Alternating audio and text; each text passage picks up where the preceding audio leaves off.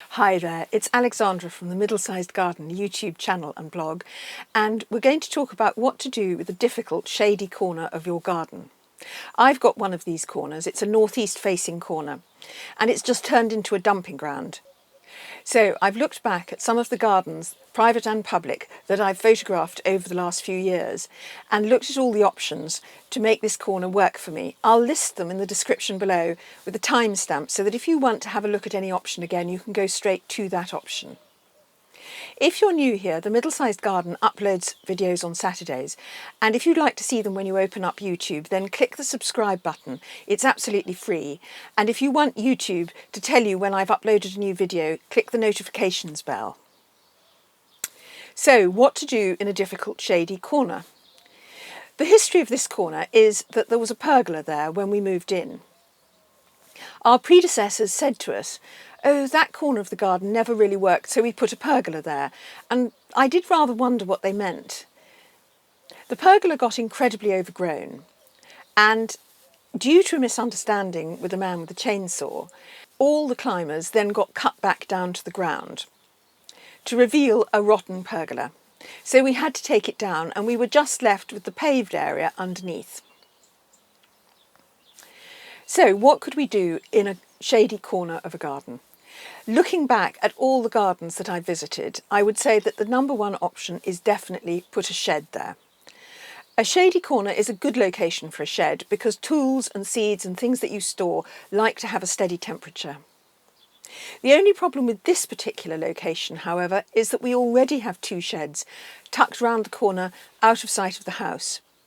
And we don't particularly need or want a third shed, and also it would be very much in view, so we would want it to be very beautiful.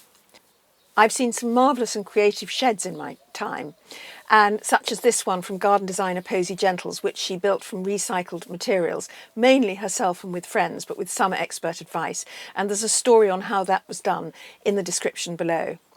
Or you can paint your shed a fabulous colour, or you can use trompe-l'oeil, or you can just make it look gorgeous. But if you don't need a shed, it's a big outlay. One thing I would say is that you can move a shed. So if you have a shed that's in the wrong area, perhaps in a sunny corner, which you could use for planting, you could move it to a shady corner. You'll probably need some expert help because it needs a good base and it's quite difficult to move, but you can move it. And there's a blog post in the description below which covers what you need to know if you're thinking of buying or moving a shed. However, I don't want to buy or move a shed. I would, of course, love a garden room or a studio or something like that, but that is really big bucks. And once again, one can only really invest big bucks, is firstly, if it's available, and secondly, if you really need it. And I don't think I really need it. The next step is to replace the pergola with another pergola. A pergola in the corner of a garden is great because it gives you some shelter with the walls or the fences or the hedges. And you could choose either a pergola or a gazebo.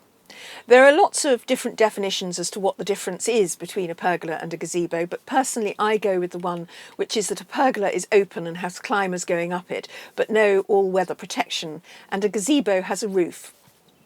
We had a pergola in the other corner of our garden, which we turned into a gazebo by adding a corrugated iron roof to it.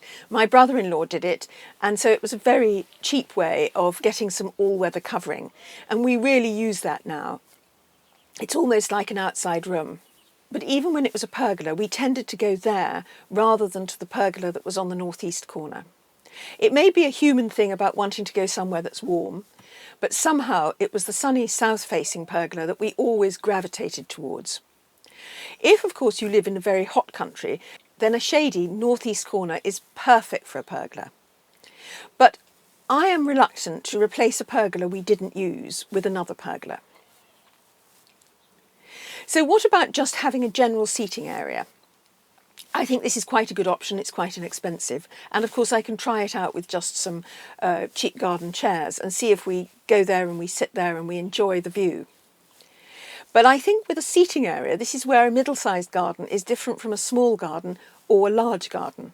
In a small garden, if you put a seating area in one of your corners, it would be very easy just to walk out there with a cup of coffee and sit there and enjoy sitting there and enjoying your garden.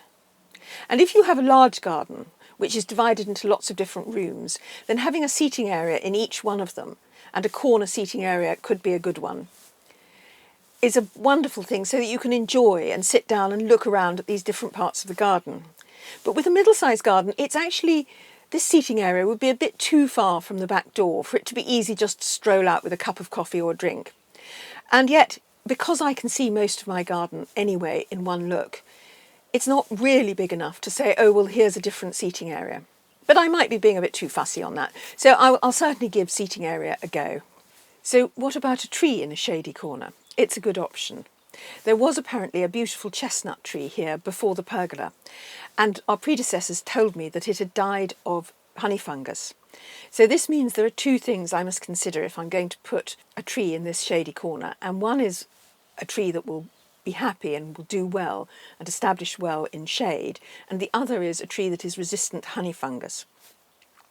Because when a plant has died of something in your garden, however careful you are about disposing of the remains of it and making sure that you clear everything away, however well you do that, it's extremely difficult to get any viruses and funguses out of the garden. So the only real answer is to plant plants that are resistant to that particular fungus. The other issue is I had to think what I want from that corner, and if I had more trees in the garden, I would definitely want some really good autumn colour. However, although there are trees and shrubs with good autumn colour that do well in the shade, they'll never have such good autumn colour because it's very dependent on the sun over the summer hitting the leaves. So if not much sun over the summer hits the leaves, then you just won't get the autumn display that you were dreaming of. So is a garden corner a good place for a sculpture? I think it's a really good place for a sculpture, and looking at some of the gardens I've photographed, I've seen that a lot of corner borders have got a sculpture in the middle, but it doesn't completely solve my problem. If I see a sculpture that I really love and I can afford, I would definitely put it there, but I still have to decide whether it's going to be a seating area and a sculpture or a border planted and a sculpture. In terms of other practical things that you can do with a shady corner, you could have compost bins in the corner. The RHS says that compost bins are actually slightly happier in the shade because the microorganisms that make the compost don't really want extremes of temperature, so they don't really want to get boiling hot in the day and then freezing cold at night, so it's a bit more of a steady temperature for them. However, we do already have compost bins and they're out of sight of the house, and this shady corner is fairly visible from the house, so I don't think it's suitable for compost bins, but it might be an option for you. The easiest and most obvious option is simply to continue the border around the corner, and I think this is probably what I'll do. Once again, I'll have to think about plants that are happy in shade, and in fact in quite deep shade, because I have been noticing that this corner really only gets about an hour's sun a day. But a shady border can be really easy to maintain. Quite often plants don't grow as fast and weeds don't grow as fast. And so if you get a nice balance, particularly of foliage, you can have a really attractive border that is very low maintenance. So are there a couple of things that are absolute no-nos in a shady corner? Well, yes, and I have to say the one I want the most, a greenhouse, is an absolute no-no for a north-facing wall. There's quite a lot of debate online and amongst experts about the best location for a greenhouse, but there appears to be no disagreement about the fact that a north-facing wall is not the place to put one. So that little dream must go. The other thing I'd thought of was a wildlife corner. And of course wildlife will appreciate the plants you grow anyway, and you can put a bird feeder anywhere. But if I was going to go any further than that, with say bat boxes or bug hotels or a wildlife pond in that corner, once again, wildlife do need a certain amount of warmth. They don't necessarily need to be in full sun, but they do need more than an hour of sun a day, or those bat boxes and bug hotels and bird boxes are going to be a bit too cool. If you're thinking of turning your garden into a haven for wildlife, there's a video in the description below which will help, and also I think it's worth consulting your local wildlife organisations to find out the right place to position things like bat boxes and bug hotels in your climate.